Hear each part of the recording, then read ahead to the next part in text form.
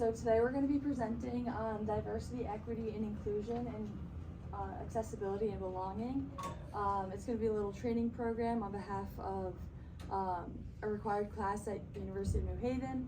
Our goal and purpose for today is to bring awareness to the diversity, equity, and inclusion community, and that it often changes and it's ever evolving, so we have to keep up with that. Hello, my name is Galadriel Garcia. I'm Hannah Daniel. I'm Kashish. And I'm Megan.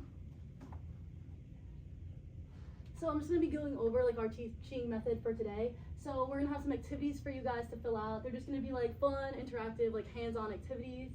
And then we're going to be asking some questions like, what would you do? What do you think? What's your opinion on a certain situation or topic? And then we really want this to be engaging, so we encourage open dialogue, and like you can ask us questions at any time. And we really just want it to be engaging for you guys. And our goal is really to just empower you as educators and just promote some self-reflection. So this is going to be our first activity. We want this to become like a kind of like comfortable space. So we have this flower petal activity for you guys to just fill out, and then after we'll do a little bit of sharing. So Megan is handing out the papers, and then yeah, if you guys just want to fill it out. So some of the questions are like, what is your ethnic background, or like what is your level of education, or stereotypes that you faced, hobbies you enjoy, and like a fun fact that you want to share with us, and then like your goal or like your mission in either your work or like personal life. Alright, so we'll start first and we'll share ours. My name is Hannah. My goal or purpose, I like to say I like to gain life experiences. My ethnic background, I'm Chinese, and my level of education, I have an associate's degree. Stereotypes that I've faced, because I'm Asian and I've gone to like a lot of like American public schools, I face like the stereotype of being like this smart Asian. Hobbies I enjoy, I really like to bake and go to the gym, and a fun fact is that I'm from Alaska. My name is Galadriel, and then I would say my goal and purpose is to like make the world a better place. My ethnic background, I'm Cuban and Italian. My level of education, I'm currently in my third year of getting my bachelor's in business management. Stereotype I have faced for being a woman, I've been told I'm not a good driver and that I don't belong in a leadership role. Hobbies I enjoy, I also enjoy going to the gym, and I also enjoy baking. And I also just enjoy like hanging out with my friends or doing like any activities with them. And then a fun fact about me, I spent the last semester abroad in Italy. Okay, so I'm Kashish, and my goal and purpose would be to just grow as a person and like keep learning new things every day. And then I'm also Asian, I'm Indian, and my level of education is that I'm currently pursuing my bachelor's in international business and management. And some of the stereotypes I have faced in the past is that my English is good, because I'm Indian, so people assume that I don't know how to speak in English, but that's just offensive. And then some hobbies I enjoy is I love reading, and then I also love to bake like everybody in the group. And then a fun fact about me is that I also went to study abroad in Italy last semester. So I'm Megan. My goal and purpose in life is to try my best and leave everything better than I found it. And my ethnic background is British and German, and I'm a college student studying to get my bachelor's in business management. And some stereotypes I have faced, I feel like this is a hard one because of the town that I grew up in. It's not as diverse as I would have hoped. So a lot of us like all look the same, we act the same, or a stereotype that I faced is with my ethnic background of being British. A lot of people have said, oh, you should have crooked teeth, or like something like that, or like make fun of like the accent and stuff. And then something that I enjoy, a hobby that I like, is running road races. So does anyone want to share like one or two? You don't have to go through everything, but if you just want to share like one or two, that would be great. I'm Allison. I'm Danish and Irish. I'm a junior in high school, and I think my kind of goal or purpose is to help others Thank you. I'm Carol Cortella. I'm full Italian, I think anyway. You never know. I have a dental radiology certification. I was a dental assistant for 27 years before coming here. I've gone to high school and beyond, and I'd like to be better, add something more to the world than, give back to the world that is given to me. I have Newfoundlands, so that is my best, those are my best things, my dogs, so. Thank you. I'm Donna O'Connell. I strive to be a good, kind, giving person. And my ethnic background is Scottish and Swedish. The stereotype is being ridiculed about my handicap. Hobbies I enjoy are crafts, drawing, and painting. And I love animals and traveling. Thank you so much for sharing, Yeah, thank you everyone. guys.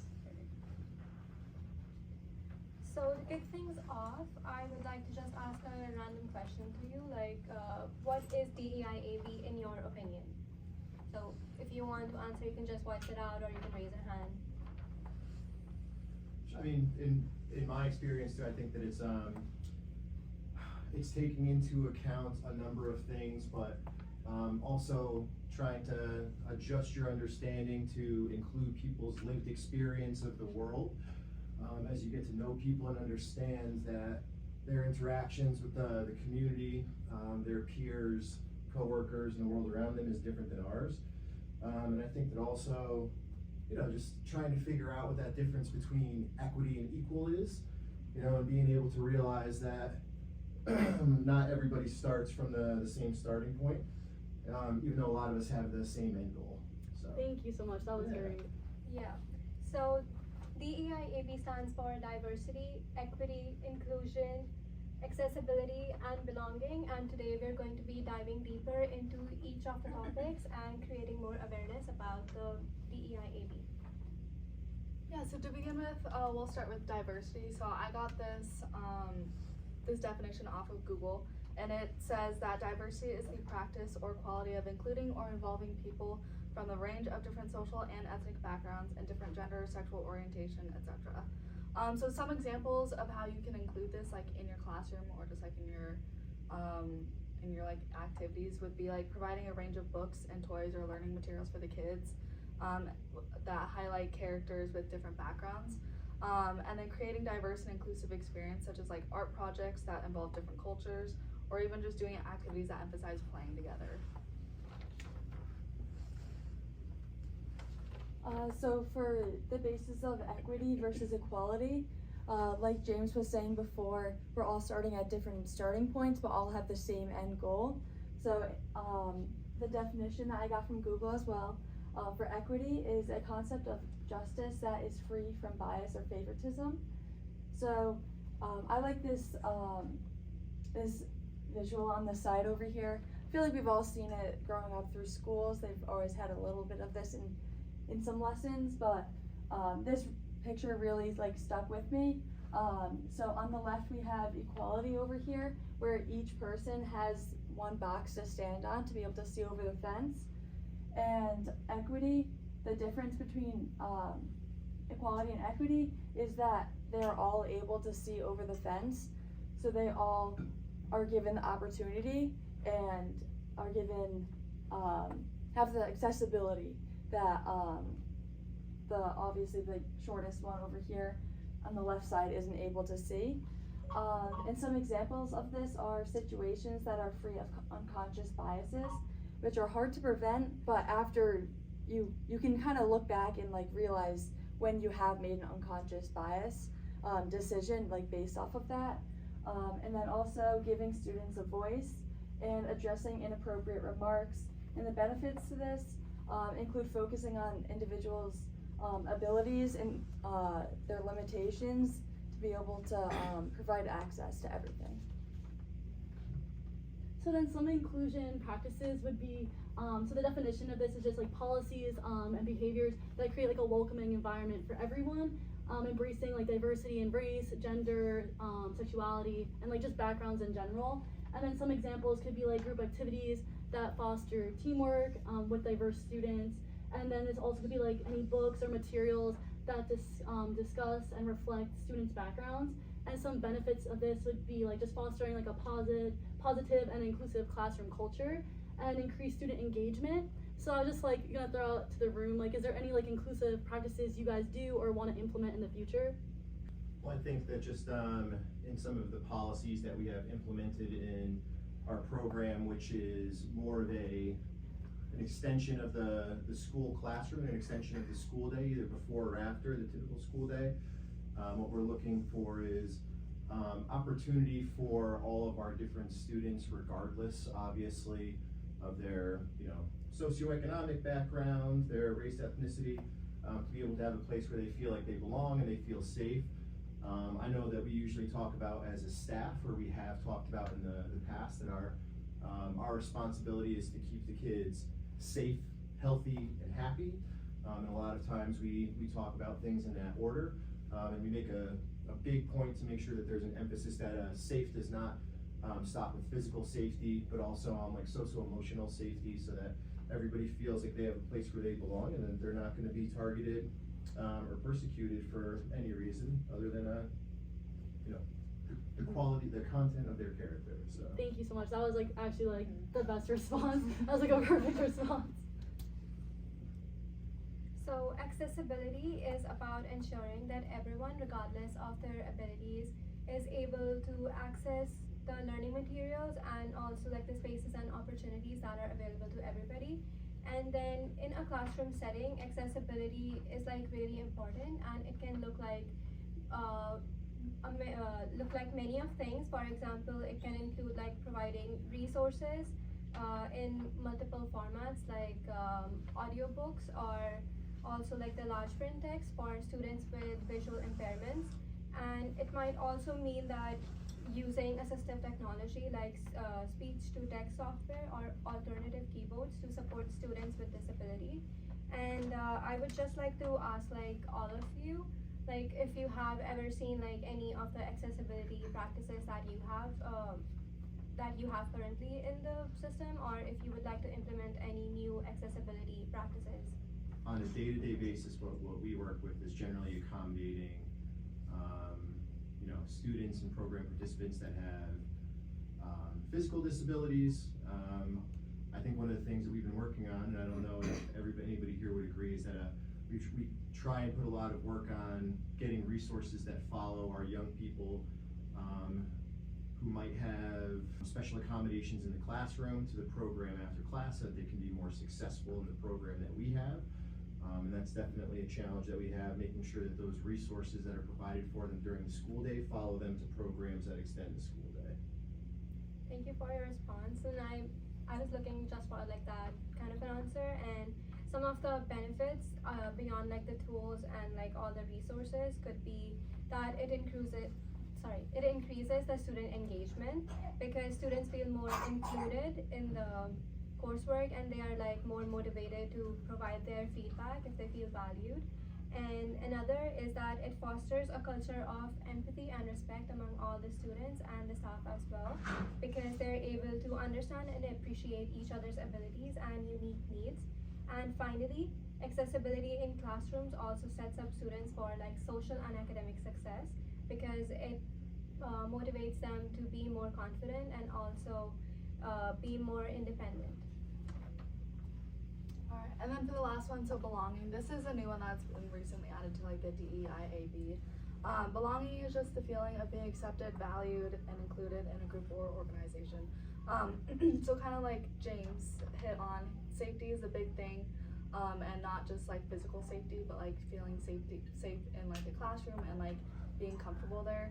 Some examples of how you can help like the kids like feel safe and like have a community would be like making an effort to involve families and getting to know them, creating a familiar and relaxing environment for the children, and kind of having like a schedule for them to follow.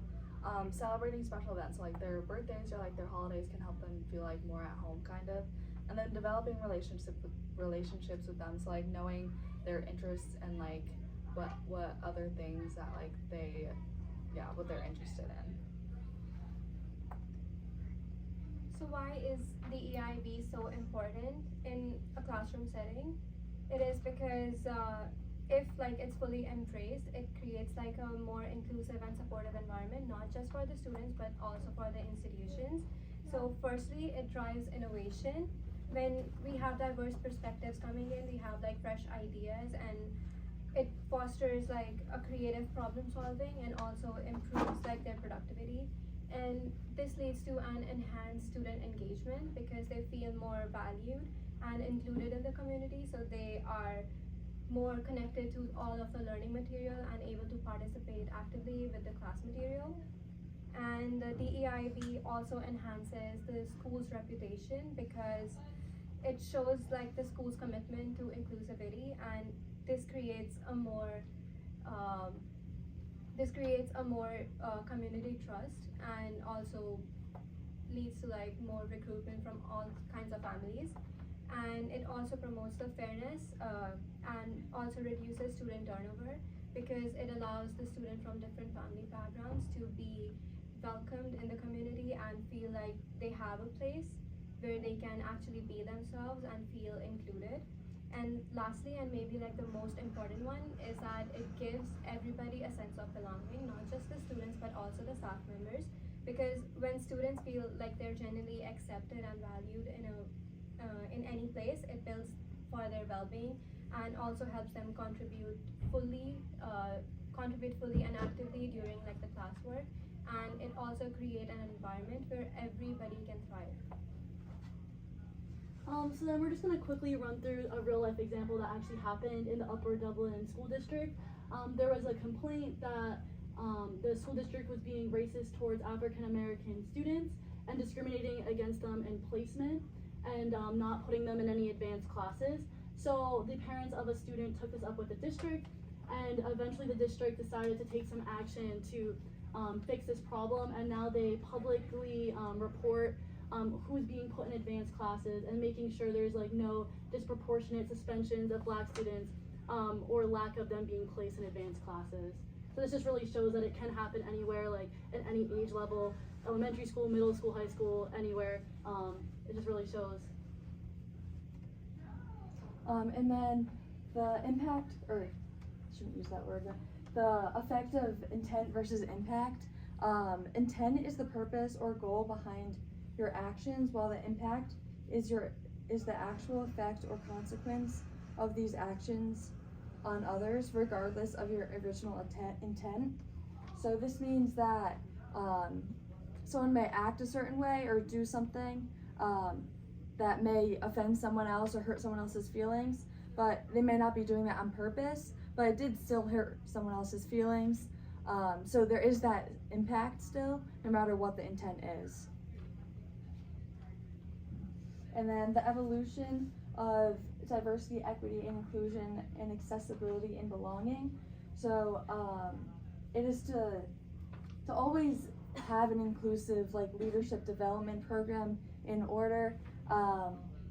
And our goals would be to utilize information, podcasts, or readings. You can maintain diversity, equity, and inclusion by some like the things that we talked about today. And then also discussing recent topics of diversity, equity, inclusion, and belonging, accessibility, and belonging with staff members, and make it like a common conversation. Yeah. Alright, so just a little recap, because I know we threw a lot of information at you, but we started with a exercise to like get to know each other and to just build some connections and make it a comfortable environment. And then we went through what is DEIAB, just to establish a common understanding. Then we gave some examples to improve your understanding, and then we were able to apply it to provide feedback and growth opportunities. And then we highlighted intent versus impact to promote empathy and awareness. And then we finally ended off with evolution, just for continuous reflection and growth. We just wanted to thank you so much for being here and letting us do our presentation to you. It really means a lot to us. So thank you so much. Thank you so much. Thank you guys.